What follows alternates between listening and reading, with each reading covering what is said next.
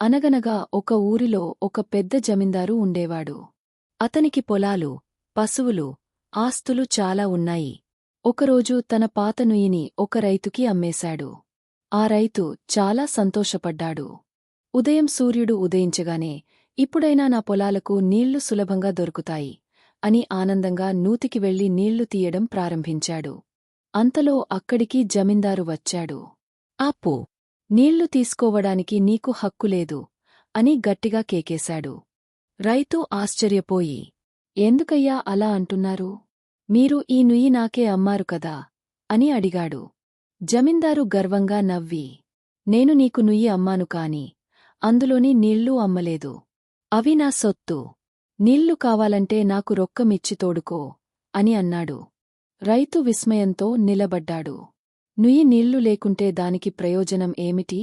అని వాదించాడు. కాని జమీందారు గట్టిగా వాదిస్తూ రైతుని బెదిరించాడు.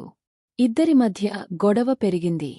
అలా గొడవ పెద్దదై రాజదర్బారుకి చేరింది. అక్బర్ అంతా విని, బీర్బల్, ఈ సమస్యకు నువ్వే పరిష్కారం చెప్పు అని ఆదేశించాడు. బీర్బల్ కాసేపు ఆలోచించాడు.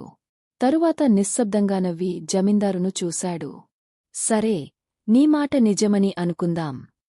నువ్వు నుయ్యి మాత్రమే అమ్మావు, నీళ్లు కాదు కదా?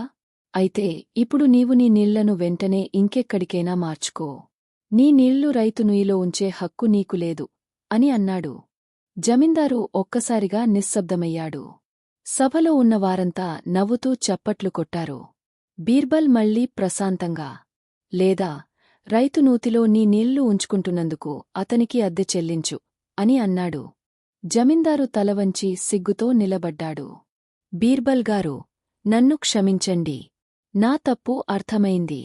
ఆ నుయ్యి, ఆ నీళ్లు రెండూ ఆ రైతువే అని ఒప్పుకున్నాడు. రైతు సంతోషంగా బీర్బల్ ముందు మోకరిల్లి నమస్కరించాడు. అలా బీర్బల్ తన చమత్కారమైన తీర్పుతో మరొకసారి తన తెలివితేటలను నిరూపించాడు. ఇలాంటి మరిన్ని కథల కోసం ఈ వీడియోను లైక్ అండ్ షేర్ చేయండి మరియు ఈ ఛానెల్కు సబ్స్క్రైబ్ చేసుండకపోతే చేయడం మర్చిపోవద్దు.